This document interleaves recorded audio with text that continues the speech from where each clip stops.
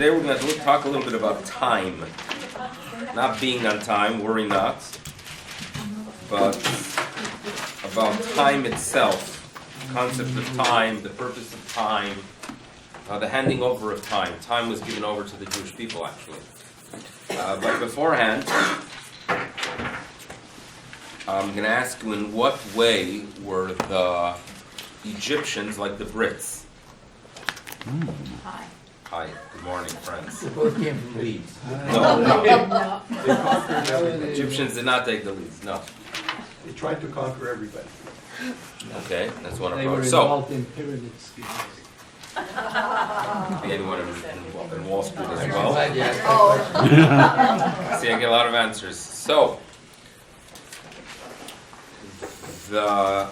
in the news, there is going to be sometime during the summer an adjustment to the atomic clock.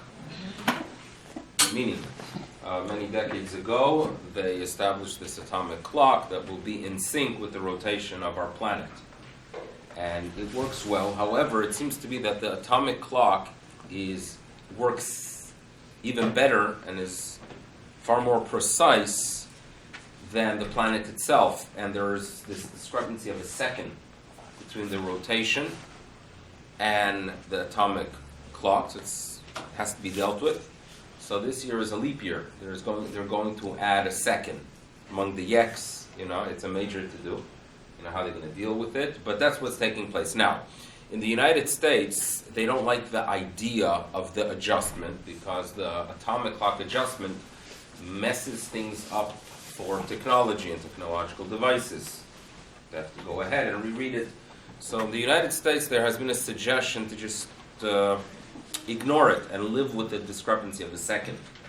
But the Brits said absolutely not, right? It's going to affect tea time and whatever other things they do in England. So therefore, that's a machloikis between the Americans and the Brits. So the Brits say it has to be precise. Now, in this week's Parsha, we are told that when Klal Yisrael was informed that the Almighty is going to strike at midnight, the way it's presented in the Torah, it says kachatzos halayla, not at midnight, but kachatzos, which one of the explanations given is that it was presented by Moshe to Pharaoh not as a precise time, but near midnight. And the reason was that perhaps there will be a mistake among the Egyptians and their astronomers claiming it is already midnight and the plague did not hit, and therefore they're going to argue that Moshe got it wrong.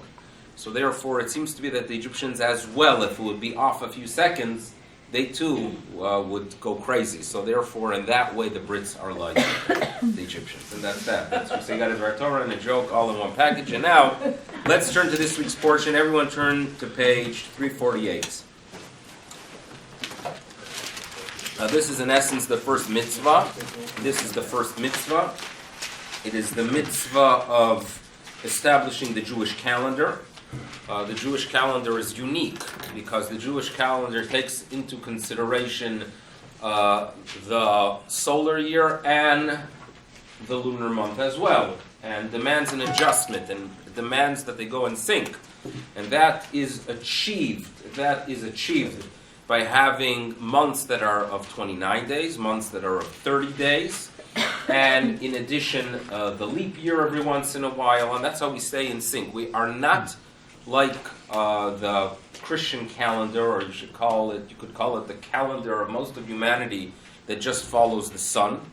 We are not like the Muslims who ignore the solar calendar and just follow the lunar calendar. I remember as a child, one of the things that was confusing, that we lived in a neighborhood at one point that was very next to an Arab village. And at some August, there was a lot of noise coming from the minaret, from their mosques, and I was told that it's Ramadan, and there are additional prayers. And then a few years later, Ramadan was like a little bit earlier, like it didn't make sense to me. I remember as a child I argued that Ramadan is in August. Why is it now suddenly in April? Something didn't make sense. Eventually I understood that they follow the lunar calendar. 12 months is a year, and therefore there's going to be a discrepancy of 11 days every single year. We, Baruch Hashem, are not like the Muslims in many ways, and therefore we adjusted. We are sure to be celebrating our Pesach in the spring. Baruch Hashem, we're not having Pesach next week, right? But we're not perfect either, because every 100 years or so, if you look in the old Sidurim that show, like, the earliest, let's say, that Pesach can come, or the earliest that Rosh Hashanah can come, it's changing by about a day every 100 years. Okay, so there are adjustments. That is a valid point, but nothing. We will always be in the spring season, close enough to be Shomar as Chodesh Aviv. The question is a good one. That is correct. Now, time is handed over to us, and that's what's being introduced in this week's portion. But we're going to begin our discussion with two questions. Number one, Shabbat and Yom Tov are very important for us. But there's a very significant difference between them, that when it comes to Shabbat, we do not prepare our food. Even that which is considered ochel nefesh, even the types of labor that are there to prepare our meal are not to be done on the Shabbat. Yet on Yom Tov, it's not just something that's permissible, but rather encouraged. So why the difference? Why is it that the Almighty wants us to practice our Shabbat one way and our Yom Tov a different way? That's question number one. Question number two, and remind me to answer them at some point as we get to the end of this class. Question number two. The names of the months in Hebrew. Nisan, Sivan, Iyar, Tammuz, Av, Elul. Do they appear in the Chumash? No. How does the Torah label the months? It's numeric. Rishon, Chodesh HaRishon, Chodesh HaSheni. When is the first time we are introduced to these names? When they returned from Babylonia, Persia, Assyria, as they return into the land of Israel, and they begin recording events from that period, like the book of Esther, suddenly we start hearing about these months. So where do these names come from? They come from that region. They come from basically Babylonia, Persia, and then we introduce them, and then it becomes ours. Why do we do that? In other words, what changed? Would it be so difficult? We do not have names for the days of the week, right? We call today Hayom Yom Shlishi, it's the third day. We could have worked with that system for the months as well. Why was there a shift? And if it's foreign, which obviously it is, because these are Persian names, why did we not reject it? Because they're Goyish, right? They're un-Jewish. That's question number two. So these are two questions that we have to go ahead and deal with. And we're going to start off by reading just two verses. On page 348, Vayomer Hashem el Moshe ve'el Aharon be'eretz Mitzrayim lemor. So this is verse 1 of chapter 12, where Hashem says to Moshe and Aaron in the land of Egypt, saying, now it's interesting here that it is a mitzvah, and Aharon is part of on the receiving end and on the transmitting end.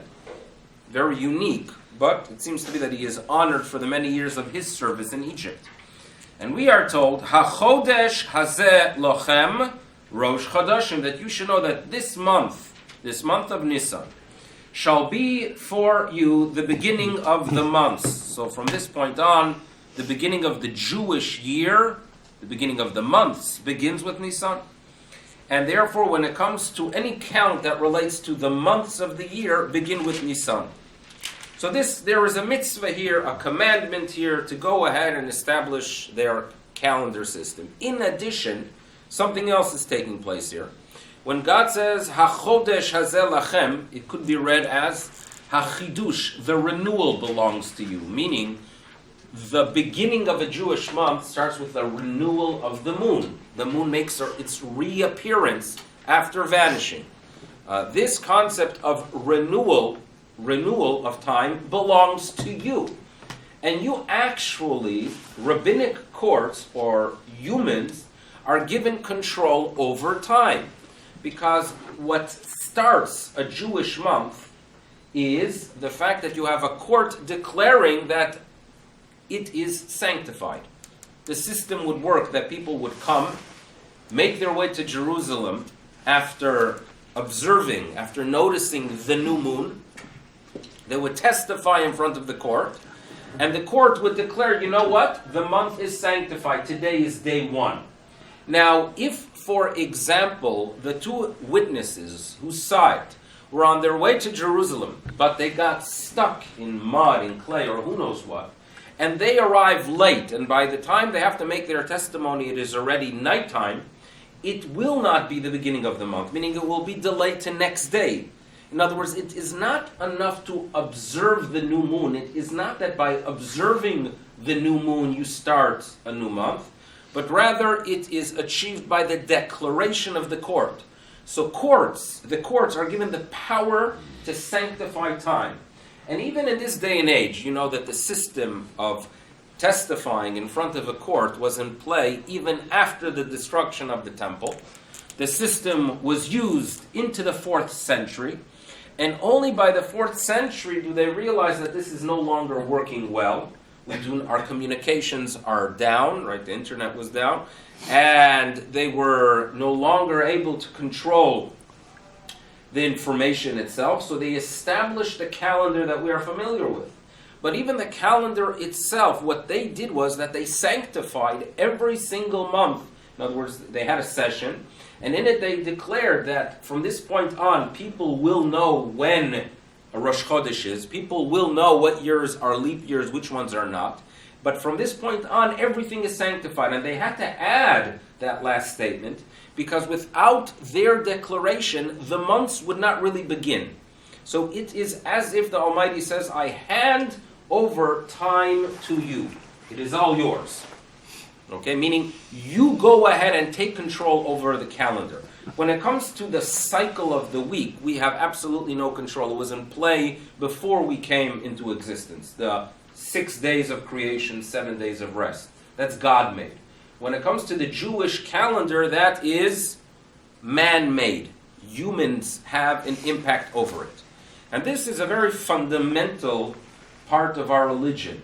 In other words, we are often taught that our purpose, our goal, our spiritual goal is for the soul to relate to God. And that's it.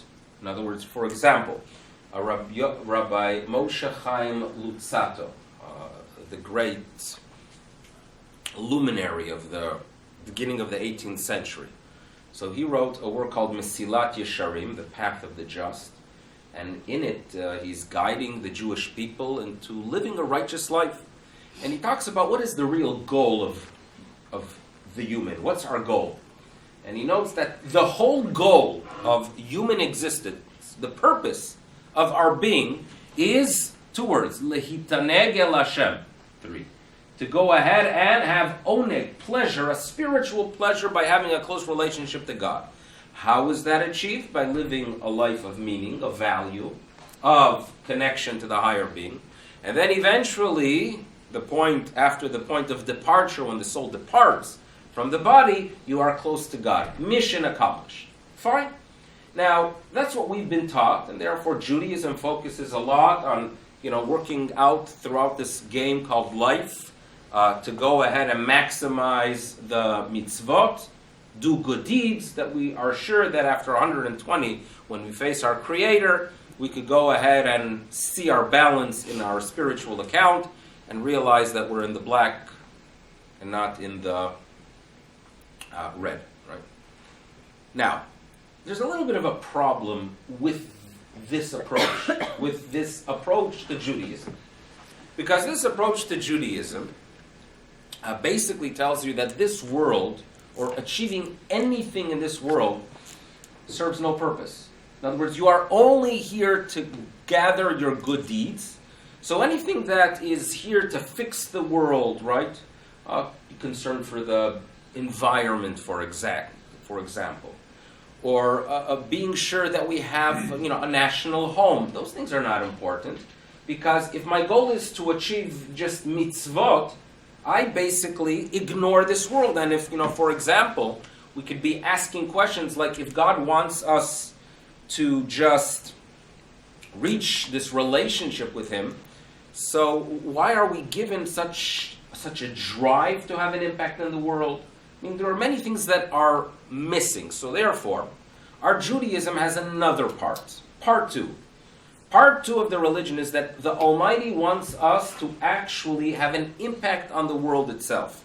He wants us to utilize the world. He wants, the Almighty, as the rabbis tell us, that there's a mitzvah called Shevet. La Shevet Yitzhara, that God made the world and He wants it to be settled. And this is a mitzvah to humanity, by the way. Humanity, God wants humanity to take care of the world. The creation is incredible.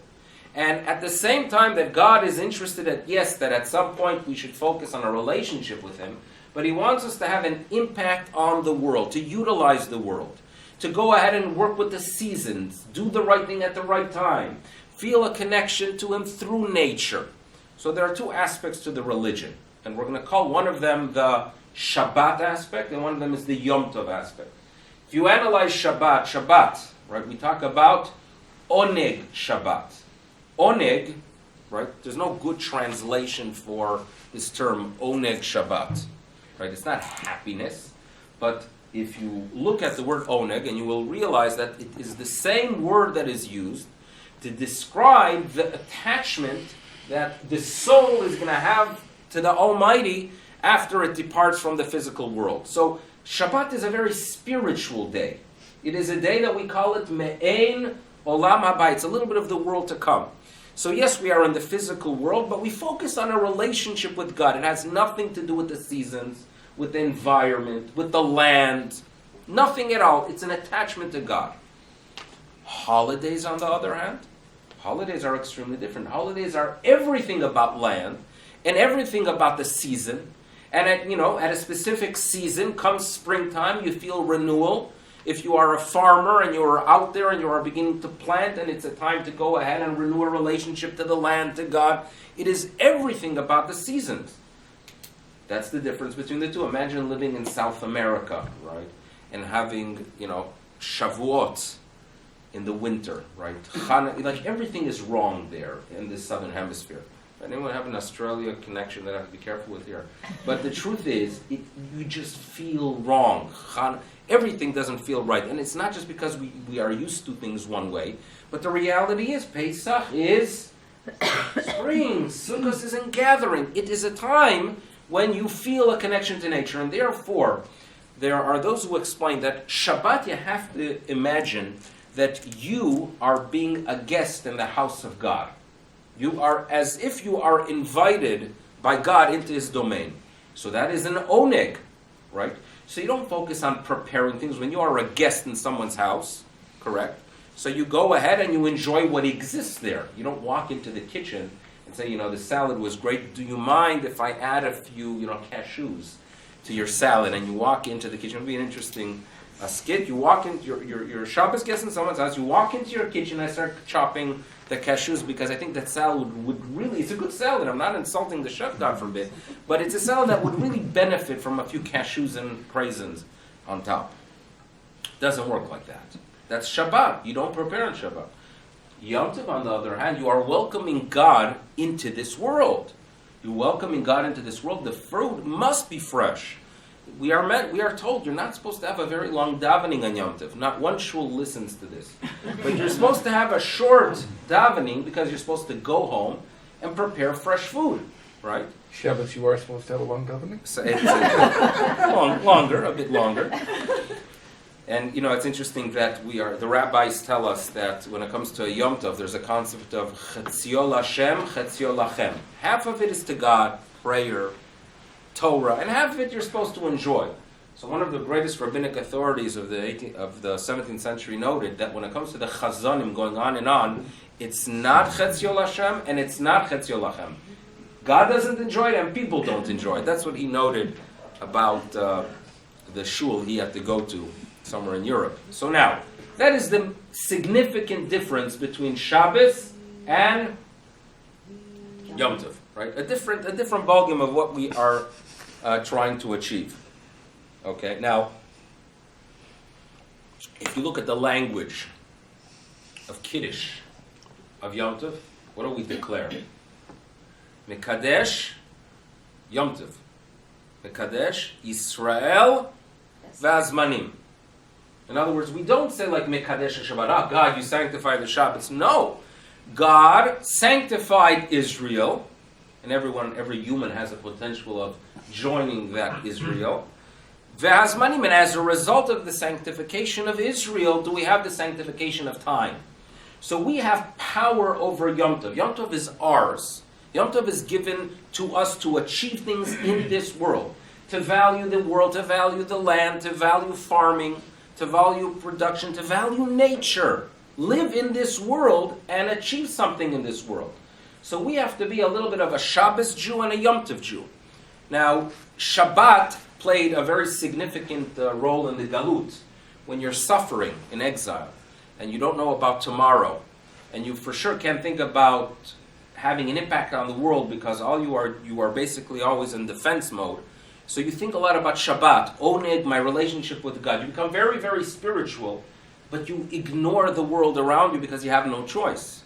When you are in Israel, it is extremely important that we go through our retraining of appreciating the land, appreciating the seasons, appreciating a Yom Tov. And everyone knows that when it comes to Yom Tov in Israel, it has a different flavor. And I can imagine how much more so if you are out in a kibbutz somewhere, right, in a religious kibbutz where they blend the two, right? If you're out there maybe in Shalabim or Kibbutz Chafetz Chaim, and you can actually sense that they feel the emotion. Imagine that. I mean, that's the ideal Yom Tov, that when it comes to Shavuot, they are really thinking about the harvest, or Sukkot, they are really thinking about ingathering.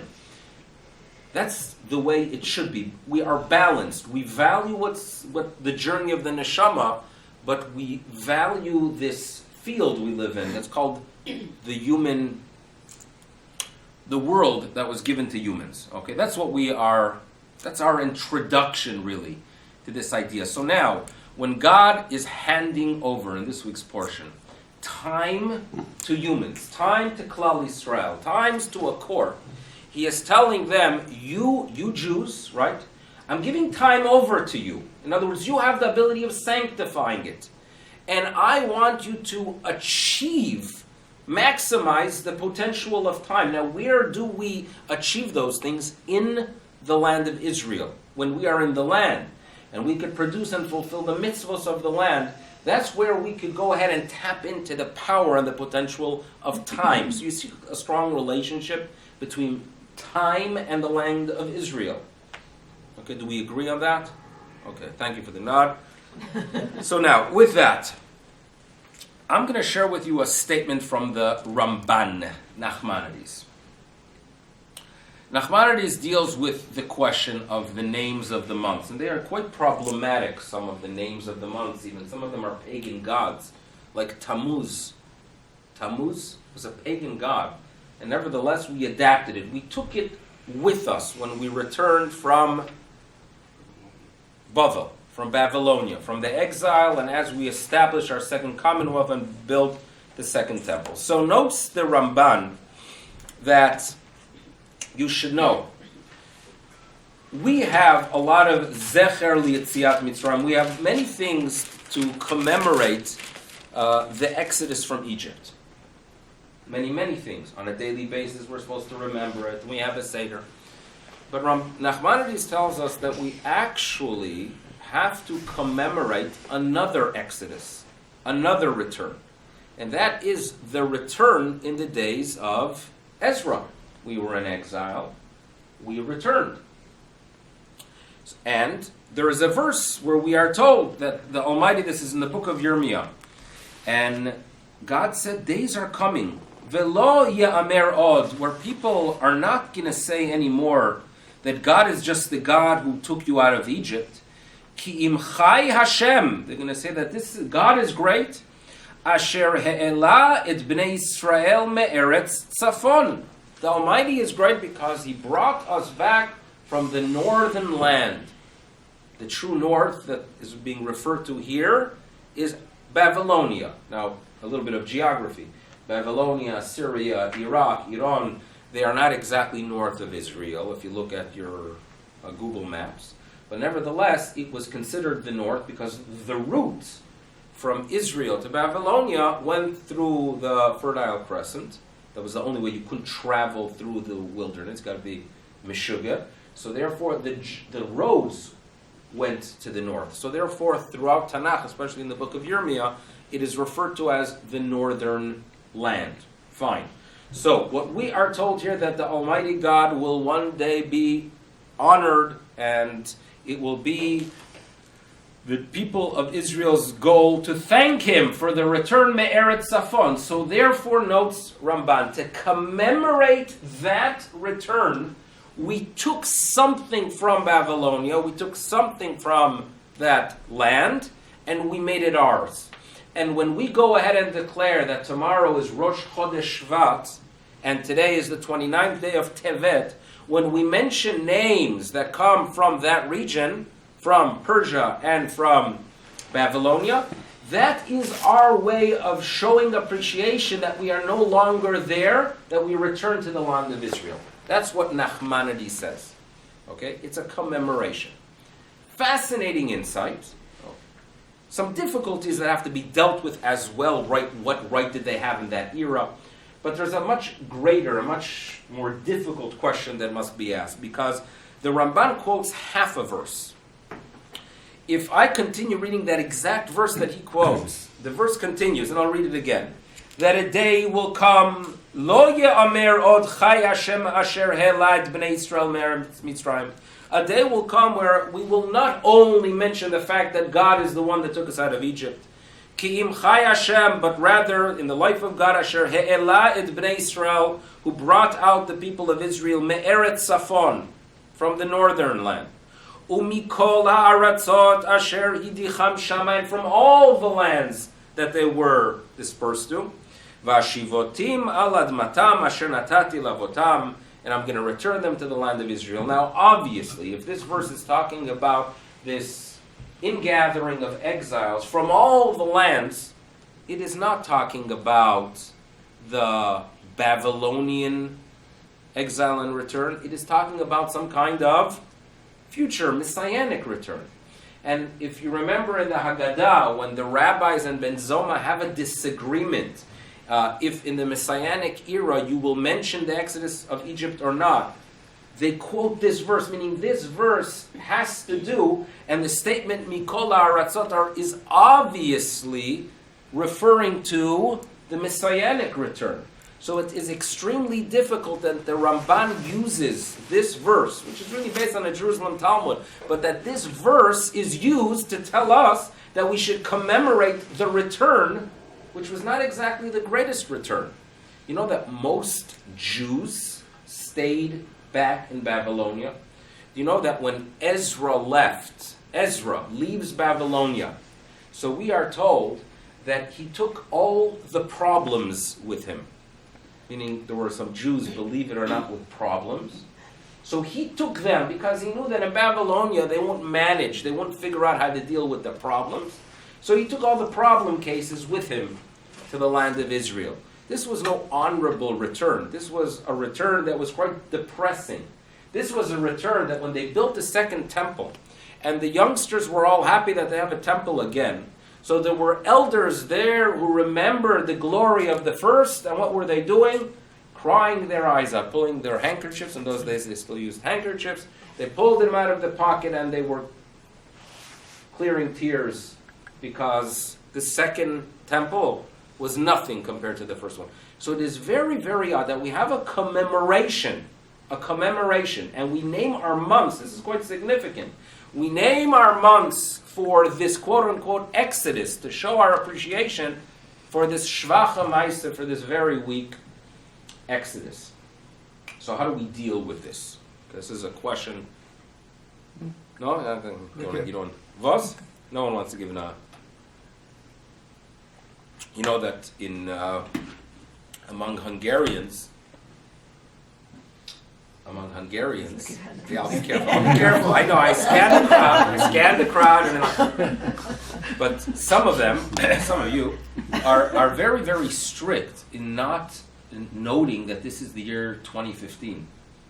Be careful with some Hungarians because I know you're cool, but there are those that believe, because there was a disciple of the Chassam Sofer, the Maharam Shik, Rabbi Moshe Shik, who was a warrior against the reform movement that was trying to take hold in Hungary, and he was of the opinion that for a Jew to go ahead and say that it is the year 2015 or it's January, which are basically making reference to the birth of Yashka, of Christ, right? Or declaring that it is, we are 20 days into the month, meaning that the year begins with his, whatever occurred on January 1st. It is basically making mention of pagan gods. And he notes that if a person writes on a document the secular year, he violates a Torah prohibition of Vishem Elohim Acharim Lo Tazkir, that you should not be mentioning the name of a pagan god. A very strict stand that he took. It doesn't seem like our minig is to be too concerned about that. My mother mentioned that one time she was in a supermarket in Israel and someone wrote a check. The woman wrote a check there, and she hands it to the cashier, and the woman says to her at the cashier, "Zelo tov, samt chavdaled Tammuz, v'ze bemet Yuli shlosha Yuli." Meaning the person would not put on their check the secular date, and they got it. You know how it is in Israel; everything becomes entertaining. Became a whole to-do about the fact that and the woman argued, "Asur, mazda asur." So that was the to-do about this issue. So what we have to really try to clarify, try to settle, why is it that we consider the return from Babylonia to be a significant one, significant enough to have a commemoration, when the reality is that it was not a final return, and the text itself, the verse itself, is clearly addressing some complete future messianic return. That's the question we're going to deal with. Now, over the past few weeks, we've been discussing a lot the laws of Shemitah and Israel. So, it's a very fascinating topic. And among the things we discussed, we touched upon what we called Kedushat Haaretz, the sanctity of the land. And it seems to be that when it comes to Israel, we Jews have two types of relationship to the land. Number one is ownership, and number two is sanctity regarding mitzvot. Ownership and sanctity regarding mitzvot. And it is possible for the Jewish people to have ownership of the land, but nevertheless, the sanctity of the land regarding mitzvot are not in play. Let me explain. So first of all, for example, a person, you want to build a shul. So you first purchase the land. You own the land. Now, does the land have sanctity? Meaning, you shouldn't be playing a soccer game in a shul. If you purchase land to eventually build a synagogue there, yes, you own the land, but it does not have sanctity yet, and therefore the game would be fine. So we all understand that there's a difference between sanctity and ownership. We, technically speaking, have ownership of Israel from the days of Avraham Avinu. Avraham Avinu is told, walk through the land, you walk, it's yours. Avraham walked in the land. There was ownership, but nevertheless, if let's say if some archaeologist discovers produce from the days of Avraham Avinu that have been preserved, right? You could theoretically, preserve dried tomatoes and honey. I think it will last a couple thousand years.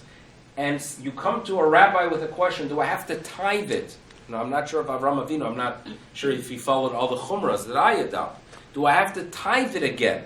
So he would tell you that you don't have to worry about it, because in the days of Avraham Avinu, yes, We had ownership of the land, but the sanctity, the Kedushat Haaretz regarding the mitzvot was not in play. When did the Kedusha, when did the sanctity begin? The sanctity begins when Yehoshua enters the land. Yehoshua enters the land, they conquer it, then there is sanctity. So if you grow produce in Israel, if you grow grain, olives, you produce wine, you have to tithe portions. There are guidelines how to eat it, because there's sanctity now because the Jewish people have entered. Now, Maimonides tells us, Rambam tells us that when they were exiled in the days of Nebuchadnezzar, as the first temple was destroyed, the sanctity ceased. There was no sanctity to the land. Ownership, yes. Sanctity, no. When did the sanctity return? In the days of Ezra. They return in the days of Ezra. They settle again, and they sanctify the land again, and the mitzvot are in play again. However, due to the fact that the return in the days of Ezra was of a much smaller group, and they only controlled a much smaller area, there are areas that were sanctified during the first temple period, but not sanctified during the second temple period. And therefore, when it comes to some of the laws of Shemitah, there are regions where you don't have to worry about some of the laws of Shemitah because they were not part of the second sanctification. We talked about Bet She'an region. Right? You don't have to worry about it because it was not re-sanctified. Now, the Jews were exiled, and the second Beit HaMikdash was destroyed in the year 70.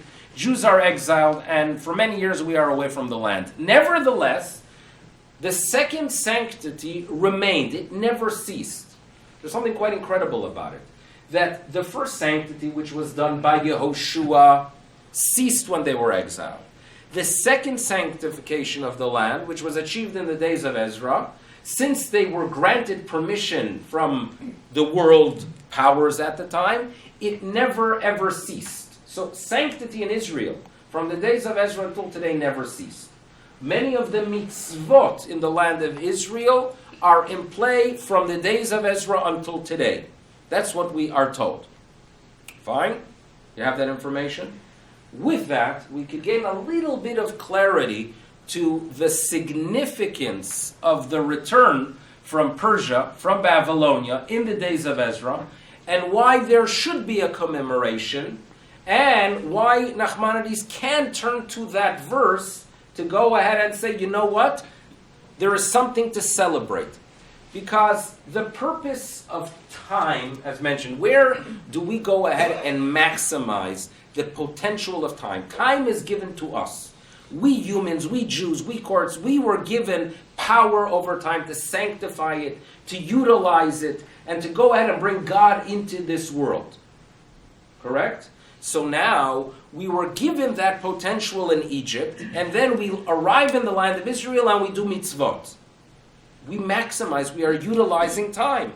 Unfortunately, we are exiled, and we lose that ability to utilize and maximize and reach the full potential of what time is about. We return again in the days of Ezra, and then again we sanctify the land, and that never ceased.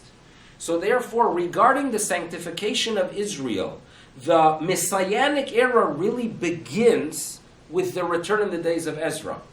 Because the sanctification of the land, which gives us the potential of utilizing time, that begins in the days of Ezra, and it never ceased. So therefore, it is logical to go ahead and have a commemoration that relates to time, correct? If you are naming months with names that you adapted out there in Babylonia and in Persia and in Assyria, and you are commemorating that return, the reason for it is because that return gave you the potential to utilize time in the land of Israel. And that never ceased. And it is as if the beginning of the process of our redemption started in the days of Ezra. Why did it start in the days of Ezra? Because that sanctification of the land never ended. True, Jerusalem itself was built and destroyed many times. Correct. But the land itself never lost its sanctity. When we talk about Purim, we often talk about the fact that it is one that symbolizes, some kind of messianic return. It's like the beginning of a redemption. And that is because their return to the land of Israel, when it relates to sanctity, that never ceased. So suddenly we have a level of clarity in understanding what Ramban is telling us. We wondered, wait a second, why go ahead and quote from a verse that is talking about the future? And the answer is that the process of the future redemption regarding sanctity of the land, the place where we can utilize time and maximize its potential, that actually began as they return in the days of Ezra. So this is an explanation that relates to the concept of a time. I think at least what we could walk away with is appreciate the significant difference between Chagim and Shabbat, and the idea of valuing the achievement of building the land. If all of our religion is all about connecting to God, Israel, okay, so it's a place where I could perhaps do a few more mitzvot, but it doesn't become significant enough to make it the essence of my identity. But if I start thinking and I start looking at the message of the Yom Tov, of the Chag, and I realize that it is given to us as a way of maximizing what time is for us and what the land is for us, we go ahead and develop far more of an appreciation to the land and to the return to the land. And that's our goal, to have that ability to balance both. Value the journey of the soul and talk about Shabbat and talk about Oneg, but value what is occurring in the world itself. Valuing the world, appreciating it. And God wants us to make a mark on the world. God wants us to make a mark not just, in glory and not just in art and film or in finance. He wants us to make a mark by building a homeland for the Jewish people, because that is where we achieve our potential. Thank you for following. Thank you for listening. And we'll see you, God willing, next week.